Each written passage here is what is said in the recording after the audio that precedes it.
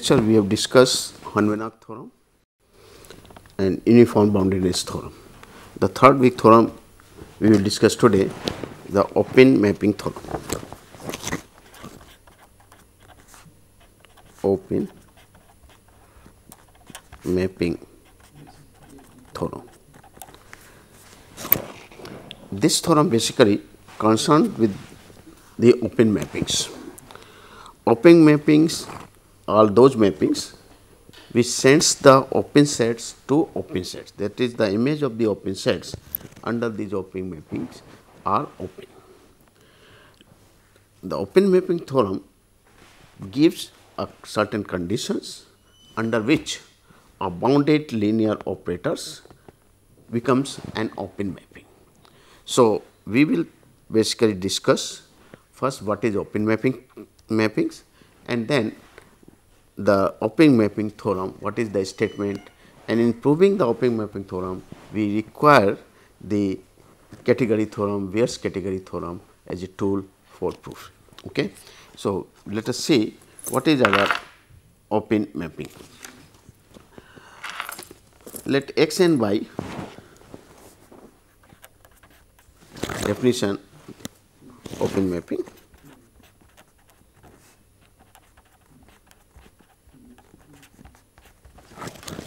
Let X and Y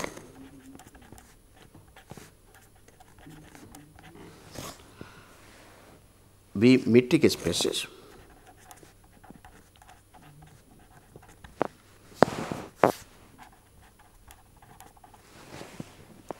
then an operator T from the domain dt to Y with domain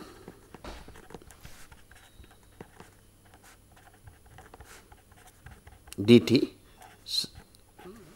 contained in X is called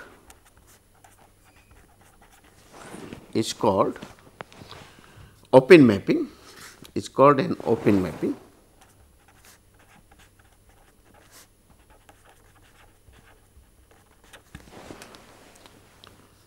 If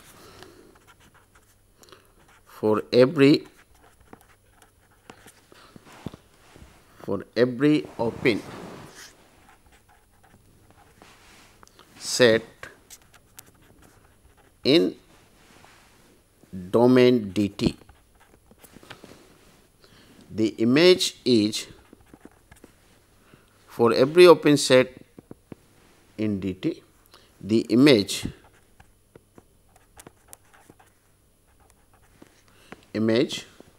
is an open set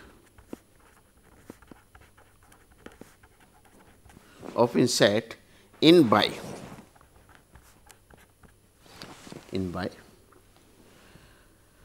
Then such a mapping we call it as a open mapping. Okay.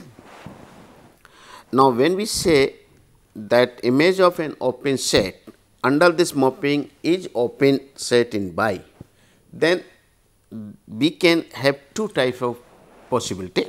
One is when this image when the mapping is mapping the sets from domain into Y, and second one when it maps the sets in domain onto its range set.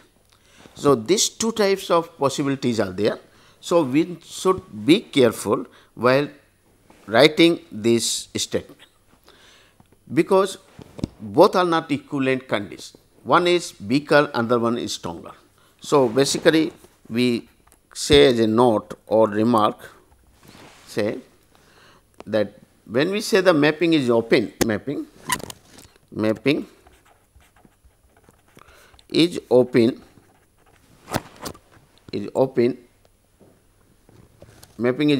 as a mapping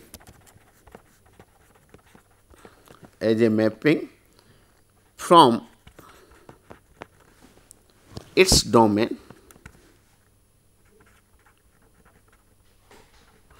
its domain into Y. This is the first possibility, and second is onto its range set.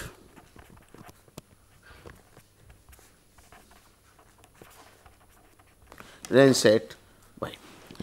Now, we claim that first statement B is weaker statement, weaker than A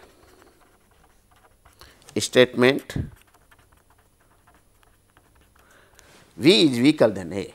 The reason is, for example, if we take a mapping, say from identity mapping I from domain dt, which is subset of x, okay, to say by, which is an identity mapping x to x, and in that case, if I consider the mapping as our first case, when x is into mapping, say here, then the x has to be open in by. Then in the first case, we can say when x is mapping, say here, the mapping x to x from x is open, the mapping in case of the first, in case of A, mapping from x into y is opened if and only if x is open in y, x is an open subset of y, subset of y.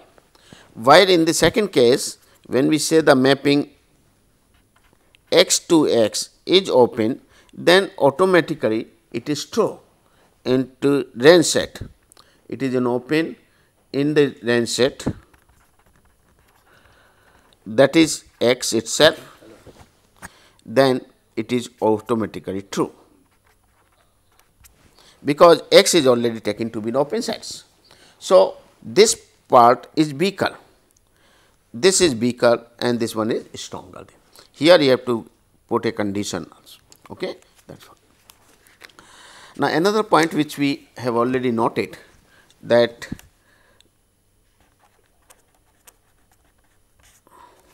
earlier, that a function f is continuous function, a function f from x to y is continuous if and only if the inverse image of its open set f inverse of A is open in X for each open set A in Y. That is the inverse image of the open set. If it remains open, then such a function is said to be a continuous function and vice versa. Now, it does not mean, this does not give you that f is an open mapping.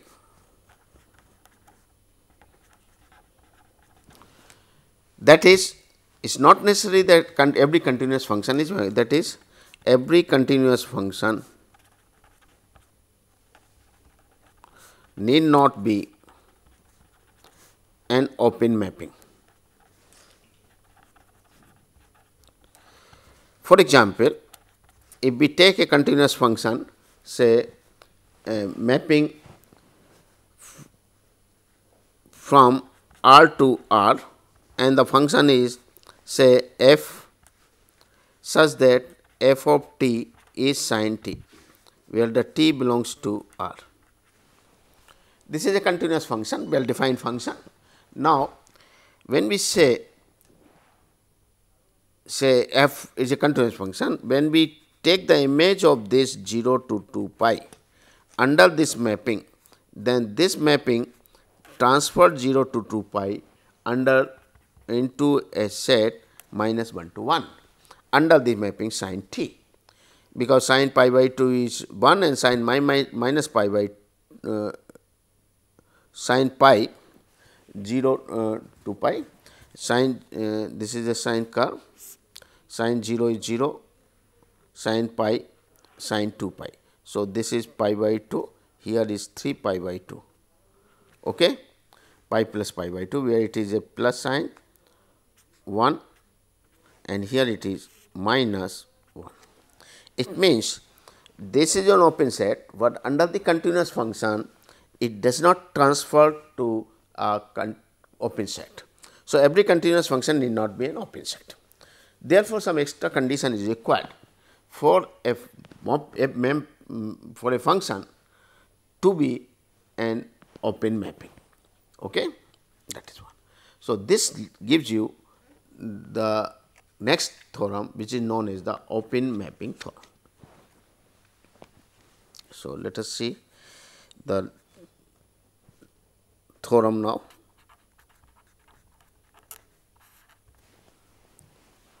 This theorem, which is known as the open mapping theorem.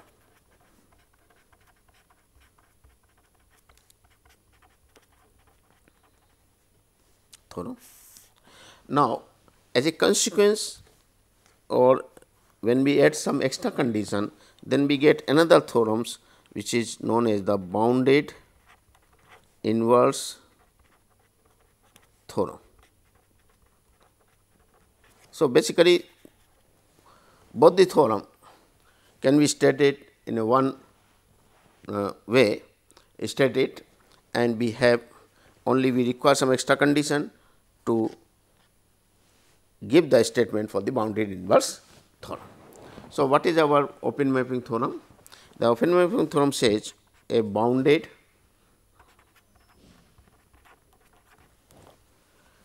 linear operator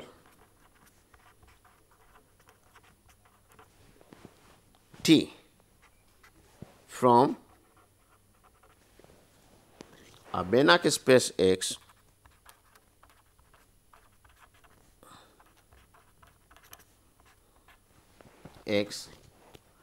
onto a Banach space Y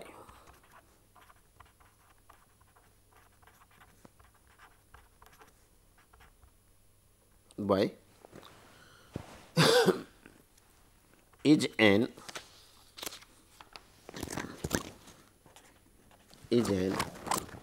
open mapping.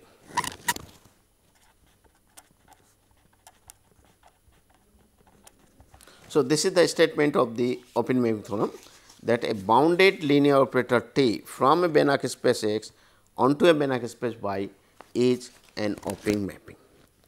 Okay.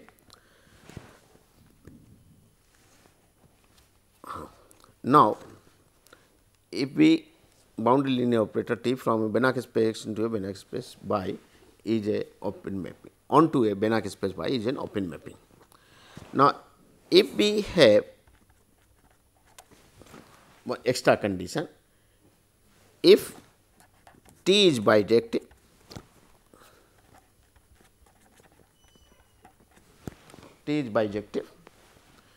then T inverse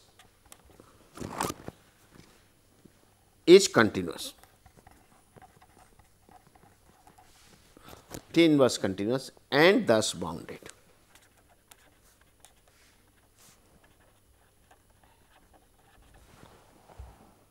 So, if we put a extra condition T is to be 1 1, bijective means 1 1 on 2, then one can easily show the T inverse exists, then it will remain continuous and bounded, and this statement will give you the bounded inverse theorem. Okay. So, bounded inverse theorem says that if a bounded linear operator T is giving from Banach space to Banach space onto and it is a bijective mapping, then inverse operator will also be bounded. That is what bounded inverse theorem says. The proof of this theorem basically based on the following lemma. So, before going to the proof, we will state a lemma. The proof will based on the following lemma.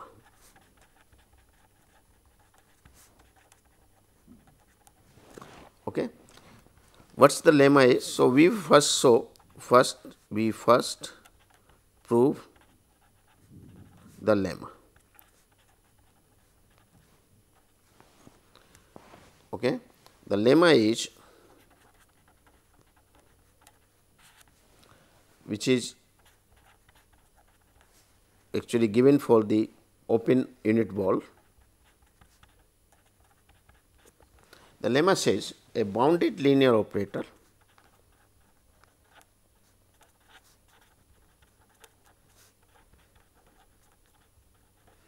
a bounded linear operator T from a Banach space X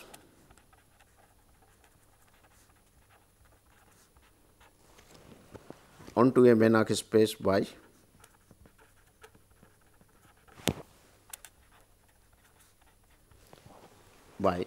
has the property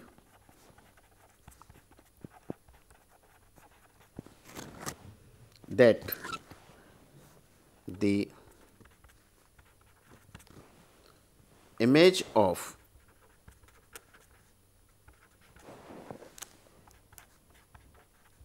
an open ball B naught of the open ball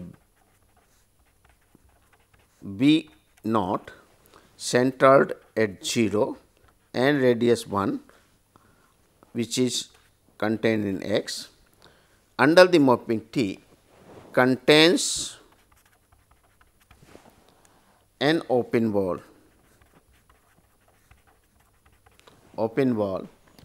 about the point 0 in Y.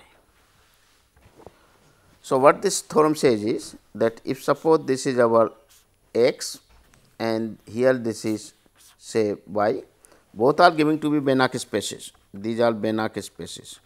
Remember this open mapping theorem and the corresponding lemma, it is valid only when X and Y both are taken to be Banach, not just like a bounded uniform boundedness theorem. We have chosen the domain X to be the Banach, but Y to be a norm space. In case of the Banach theorem, we do not require at all any completeness, simply X and Y to be a vector spaces and real or complex, and we can extend it. But here in the case of the open mapping theorem and as well as the closed graph theorem, we will see that both X and Y must be a Banach space. So, what this lemma says is suppose T is a bounded linear operator from one Banach space to another Banach space, and if I take a set B naught open ball B naught centered at 0 and radius 1, then image of this ball under B operator T must contain an ball around the point 0 in Y. So, this is the ball centered at 0 and radius Y, a ball about 0. Okay. Now, if this lemma, let us assume the lemma is true, we will prove the lemma afterward. Let us assume the lemma is true. The proof goes of the theorem goes like this. So, first proof of this theorem, proof of the open mapping theorem,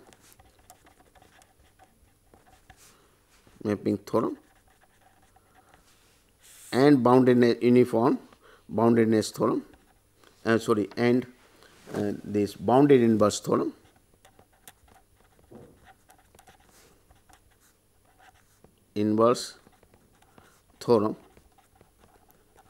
we will assume the lemma is true. Okay. And let us see the first proof of this, then we will go for the proof of lemma. So, what is required to prove in case of open mapping? We want a bounded linear operator T from Banach space X onto a Banach space Y is open mapping. It means, if I picked up a open set in X, then the image of this open set X under T must be on open. That is what we wanted to show. So, let us see for every open set. So, let every open set Y has an image, let A, which is subset of X, be an open set in X. Now, what is required to prove is that image of this A under T is open in Y. This we wanted to show. So, how to prove this thing to be open? If this is our T A and we want this to be open, it means there must be some ball open set centered at T A with a suitable radius which is totally contained in Y. If I prove this part, then Y becomes open. So, basically what is required to prove is the T is open means that is to show that for every y which is the image of T x, an element of T A, for every y belongs to A, the set T A, has contains an open set in y, open set about the point y in which is T x in A. That is what we wanted to prove, okay? That this T A is open. It means if we want to take any point y whose image, say T, let it be this T x which is y, and this set is our T A set, then if I find an open set centered at this point which is totally contained in T A, then T A will be open. So, that is what we want. Okay. So, let us take let y which is T x belongs to T A. Okay. Now, since A is given to be open, since A is open, okay, so it contains an open wall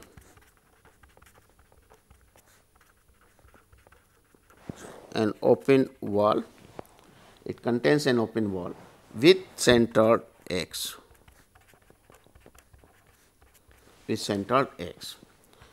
okay. Hence, A minus x contains an open wall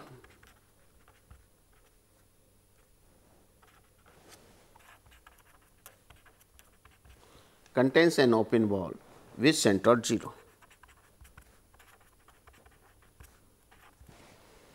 What is the meaning of this? This is suppose x and here this is y. Now, this is the point A is, this is our set A in x, it is an open set. So, if we picked up any point x here, then we can find an open wall around this point which is contained in it. Okay. Now, if I make a transformation from A to A minus x, it means the center x will transfer to 0. So, this ball will transfer to a ball whose center is 0. That is what it said.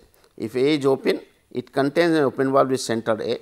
Then now linear transformation A minus x will transfer this center x to the origin. So, corresponding wall will have the center 0. So, this will have a open wall with center 0. That is what it said. Okay. Now, let this radius of the ball be r. Let the radius of the ball v r. Okay.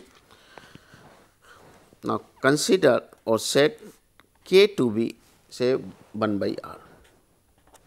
So, r becomes 1 by k. Then what will be the k a minus x? The k a minus x, this will be, if suppose this is our set A, then alpha of A will be something like this. It is magnified with alpha, it is positive or negative. So, depending on, so each point x will give the position, will take the position alpha x like this. So, k of A minus x which contains a ball G at the center 0 with a radius r. When you take k of this, then the radius will be k r, and k r means it is k is 1 by r. So, it becomes 1. So, centered at 0 and radius 1, the this space will contain. Okay. So, A minus x contains open wall there, then K of A minus x contains the unit open unit wall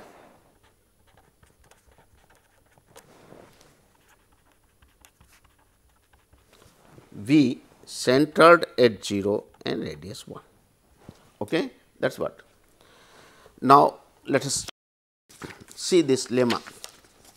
The lemma says that if a T is a bounded linear operator from x to y, then image of an open ball under the operator T, whose ball is central 0 and radius 1, will contain an open ball about the point 0. So, this is an open ball here in this set, and T is an operator from here to here. So, the image of this will contain an open ball as per the lemma. So, by lemma, what we get it now is implies by lemma, it is implied that, or it is implied that the T image of this T of K A minus x, that is because T is a linear bounded linear. So, K can be taken outside and this is T A minus T x. This thing contains an open ball,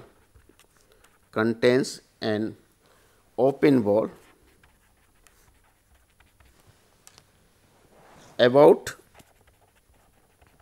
T x is equal to y, about T x equal to y, is it not? But y is an contains an open ball about 0, not T x equal to, because this no, because this contains. So, about this will contain an open ball about 0, and so K is simply a scalar. So, T A minus T x, this set will contain a ball about 0. Therefore, T A will contain, therefore, T A will contain a ball about the point T x, y is equal to T x. Therefore, and but y is an arbitrary point, so T A will be open, and that proves the result. Okay. So, we have shown that image of a open set under this is an open by. Clear? So, if T is a bounded linear operator, then every open set will have a open image in by. That is the proof of the open mapping theorem. Now, let us prove the bounded inverse theorem. The proof of the bounded inverse theorem, proof of bounded inverse theorem.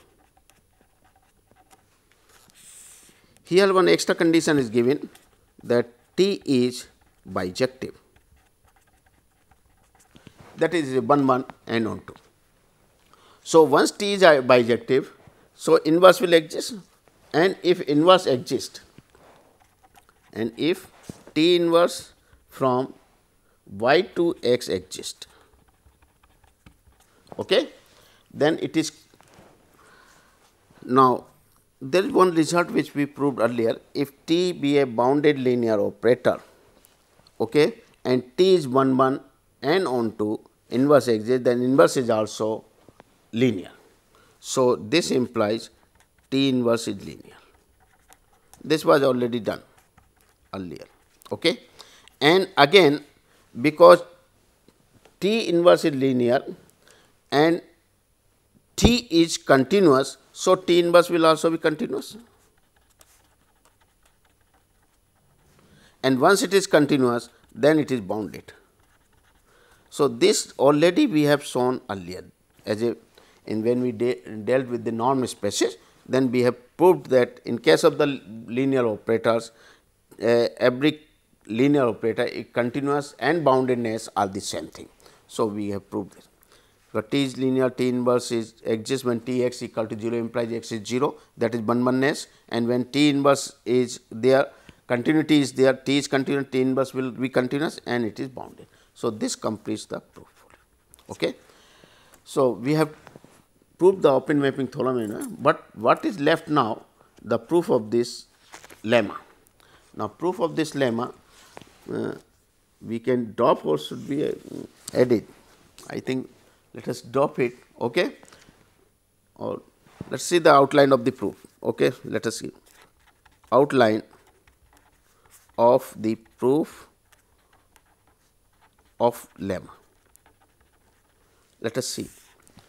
So, what we wanted to prove in the lemma is that a bounded linear operator from one Banach space to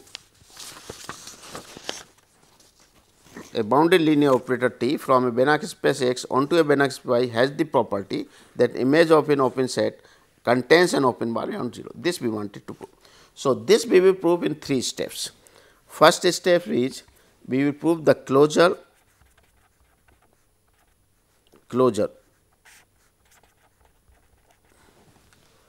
of the image of the open ball B1 centered at 0 and radius half contains an open ball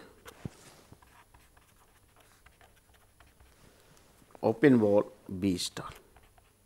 So, this the first step 1, then step 2 or step B, we will say the closure of this TBN, that is the image of the ball Bn with central 0 and radius 1 by 2n contains an open ball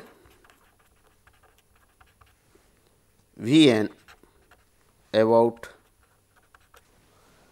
the origin belongs to Y, where Vn's are the ball centered at 0 with a radius 2 to the power minus n and lying in X. And third finally steps is that image of this ball B naught under T contains an open ball about 0 belongs to Y. Okay. So, these will be the steps in proving the lemma. Let us see the details of this step, proof of these steps. So, first the step 1 A. Okay. To prove this step A, let us consider the open ball. Consider the open ball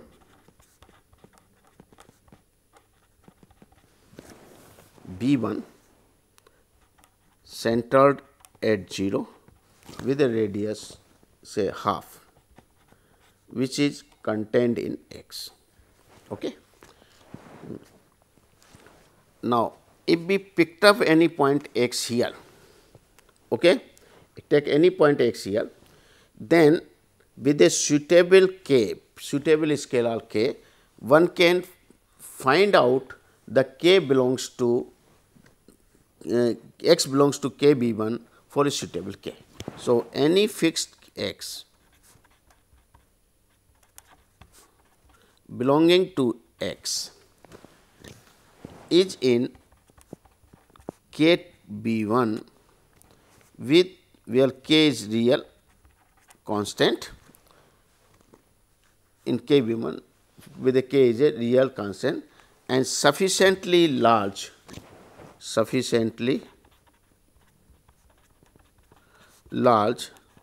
say K must be greater than 2 times norm of X. Why it is so? Because this is our ball centered at 0 with a radius half, okay, and x is this. This is our x. Suppose I take x here, any fixed x. Now, this is the norm of x, this will be the norm of x, say suppose distance from the origin. Now, if we take k times v 1, then each of these will be enhanced and we get a ball around this point. Okay. This is our k b. So, k must be as large so that the x point lies within this k b. It means the radius of this ball must include this point norm of x. So, what is norm of x? K by 2, norm of x is less than k by 2. So, if take the norm of x less than a by 2, then multiply by the radius half, norm of x becomes less than 1. It means it will include in this point b 1. Okay, that is what we want, clear. So, that is hence. Now, x is an arbitrary point. So, we can pick up any arbitrary point here and corresponding we can find the suitable k, so that we can get in b 1. So, x can be expressed as the countable union of all k b 1 with k 1 to infinity, is it not? Every point x belongs to one of the k b 1 for suitable k, and k must be at least this. Now, since T is given to be surjective, T is surjective. Why? Because the lemma is this. This was the lemma. T is a mapping from Banach onto Banach. So, because of the onto-ness, T is surjective. So, T is surjective. So, the image of T x, which is the whole y, is T of image of this union, but T is linear operator. So, k can be taken outside and we are getting this is union of k is equal to 1 to infinity, okay. This is infinity, k of T b 1,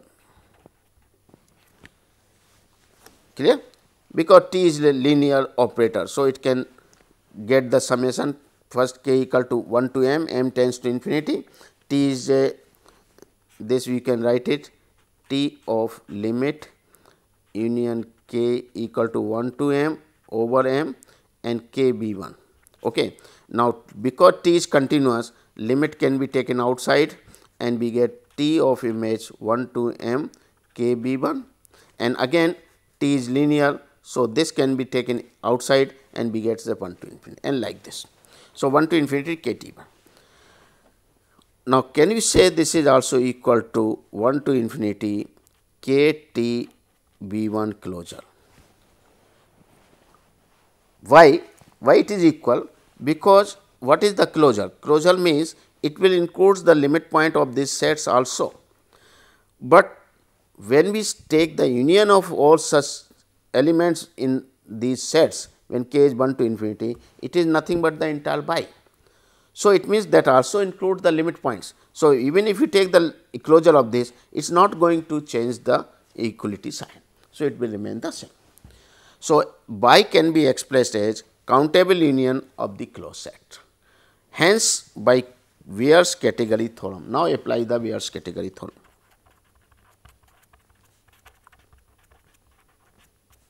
Category theorem, at least one of them will contain the open set by definition. So, we conclude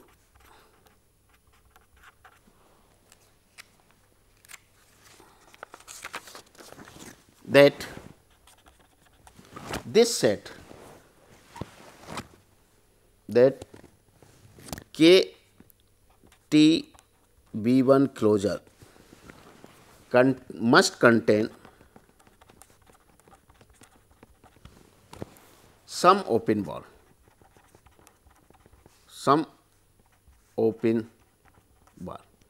because what is the category theorem says is, if x is complete, then it is a of second category. It means if X can be expressed as a countable union of the closed set A Ks, then one of the A K must contain the open ball. So, let us suppose that this must contain an open ball.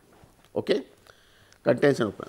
Say, I am saying this is say B star, which is centered at 0 and radius epsilon, contained in T B 1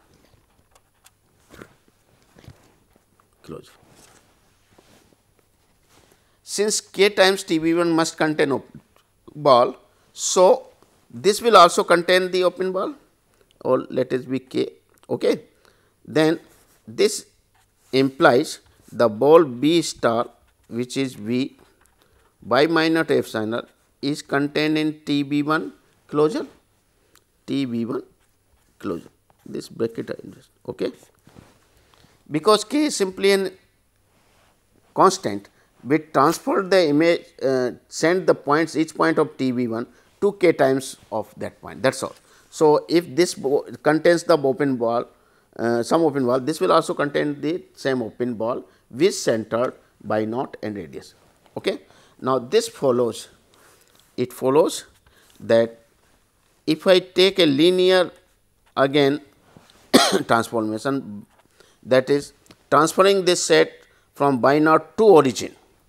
So, B star minus by naught will contain a ball centered at 0 with a radius epsilon in T B 1 closure minus by naught. This is also just by extension. Okay. So, this shows the first step. What is the first step? What the first step was? This was our first step.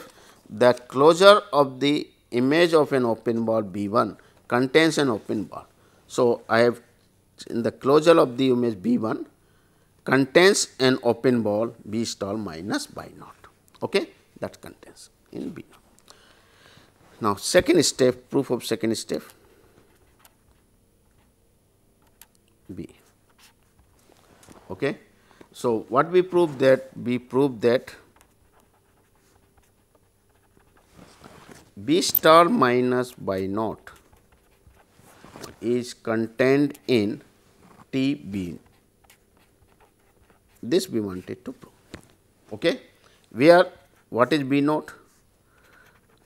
Where B naught is given, where B naught, this is given in this theorem, that is,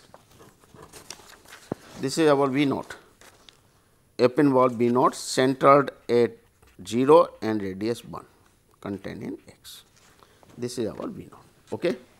So, this we showing. Now, what we show, this we show, this we prove by showing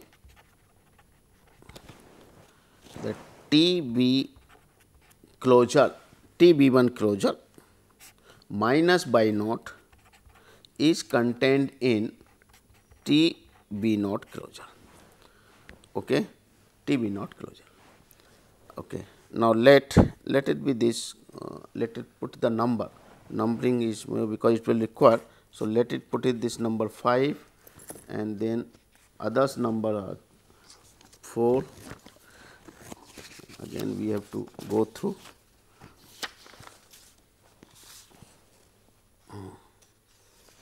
Okay. What we require is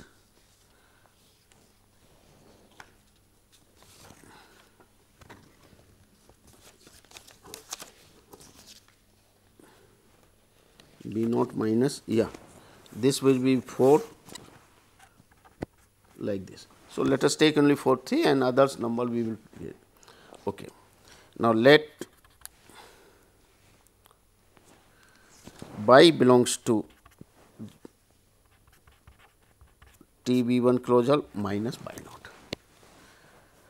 So, this implies that by plus by naught belongs to T B 1 closure. Okay. And we remember that by naught is this, but by naught is the center of this point. So, by naught belongs to T B 1 closure already. because it is a center of that point T B 1, okay, by 1. B 1 was the center, and we have shown that by 1 is the center, this one. Okay. So, by 1 is already in the T B 1. So, it is we get this element belongs to closure of this, by naught belongs to closure of this. So, there is one result, if a point belongs to the closure, there must be a sequence of the point in T B 1 which will converge to this, as well as there is another sequence of the point which converge to this. So, there exist.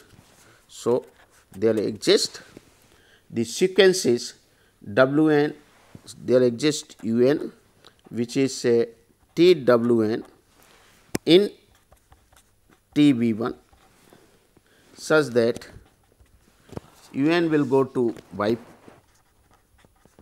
plus y naught, and sequence B n which is T of Z n belongs to T B 1 such that V n belongs to y naught by definition of this. Okay? V n belongs to y naught, that is okay. Where W n Z n, where W n Z n belongs to B 1. Okay.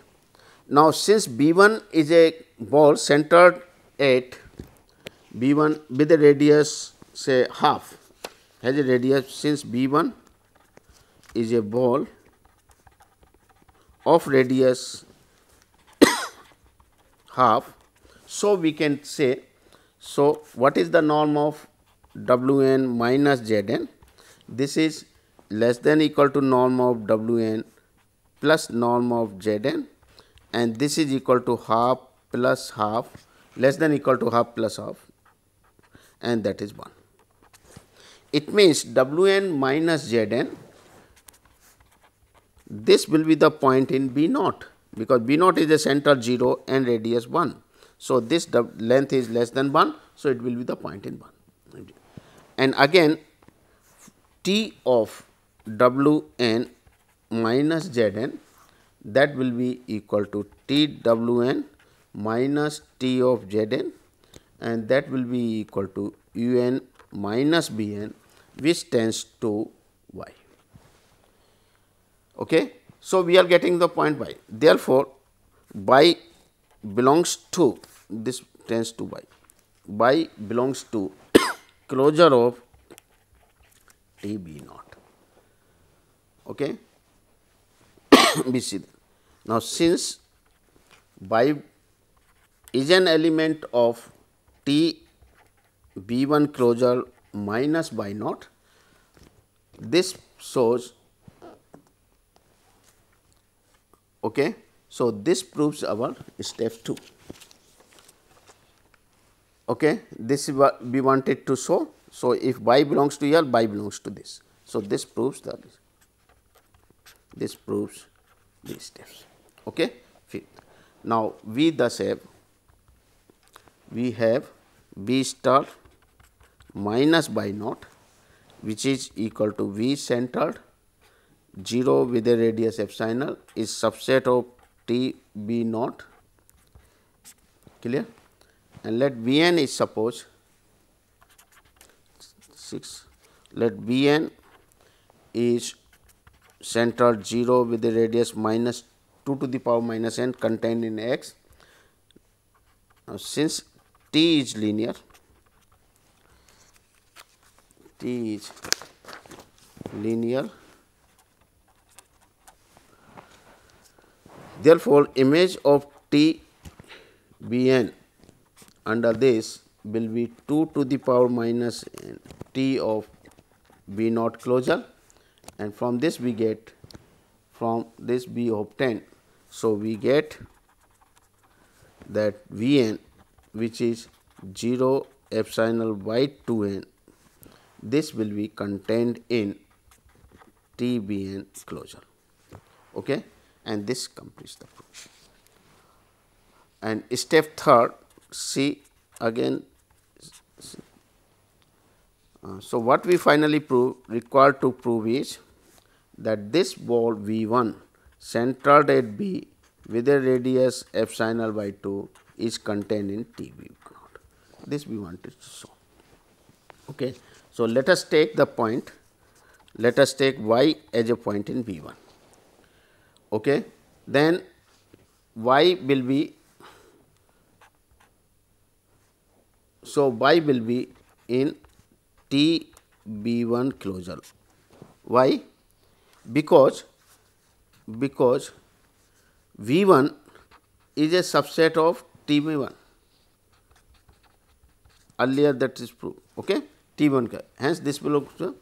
So, if y belongs to the closure, it means there must be some point available in Tb1 which is close to y. So, there is a V belongs to Tv1 such that norm of y minus b is less than, say, epsilon by 4. Okay? Very close to this. So, now V belongs to implies this, but V is a, so V belongs to Tb1 implies that V is of the form what? Tx1 for some x1 belong B1, for x1 belongs to B1.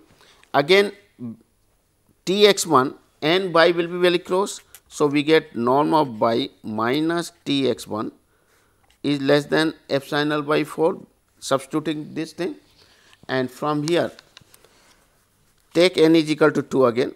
Similarly, if we continue this, similarly for n is 2, we get y minus Tx1.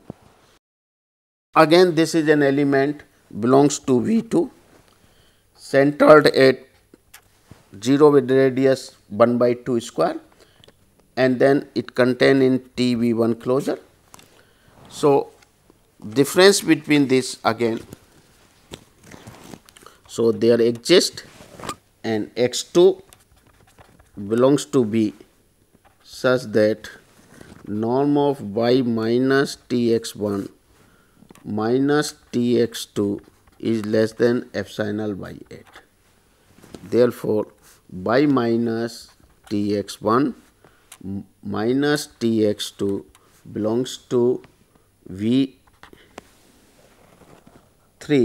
which is contained in Tb1 closure, and so on. So, continue these steps. What we get in the last, we can choose an xn belongs to Vn such that norm of y minus sigma k is equal to 1 to n T of xk norm of this is less than epsilon 2 to the power n plus 1, n is 1 to n, so on. Okay. Now, let us take z to be the x1 plus x2 plus xn. Since xk belongs to bk, because these are the centers, we have the norm of xk is remain less than 1 by 2 to the power k.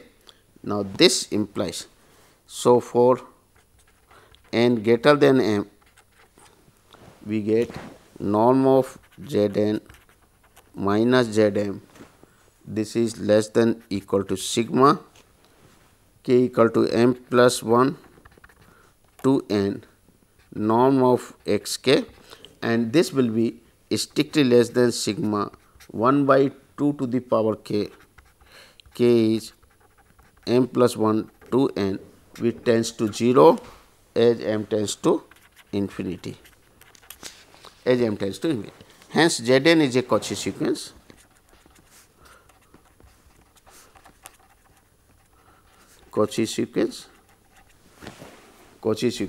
but and which converges to x, belongs to capital X, as capital X is complete. capital X is complete. Also, x naught belongs to V naught, since V naught has radius 1, and sigma of the norm xj x1, norm of k equal to 1 to infinity, norm of xk, which is less than sigma k equal to 2 to infinity 1 by 2 to the power k, which is less than equal to half plus half, which is 1. Okay. Norm of this is less than k equal to L to infinity, not L to infinity. This is what 1 to n, etc. Okay. Then we are getting this one. Okay. Since t is continuous,